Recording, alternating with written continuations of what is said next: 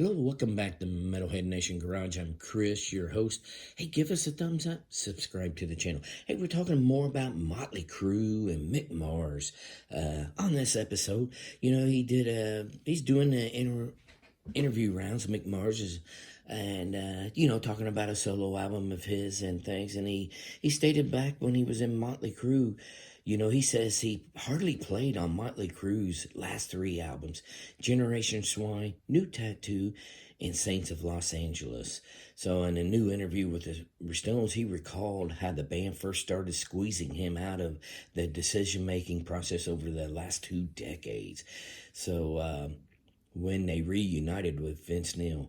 So I don't think there's one note that I played, Mars said, referring to Generation Swine.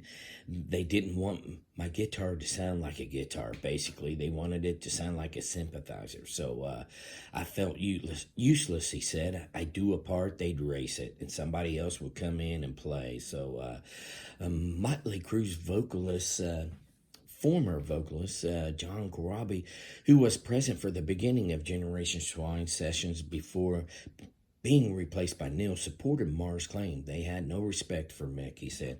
Mick was just the grumpy old bastard, he said, and Nikki Sixx and Tommy Lee gave him a lot of shit about his finances and the girls he's dated and such. But he said he's been dealing with that over 20 years. So, yeah, there you go. And again, that's just a split, Motley Crue and Mick Mars. And that'll be this edition of Metalhead Nation Garage.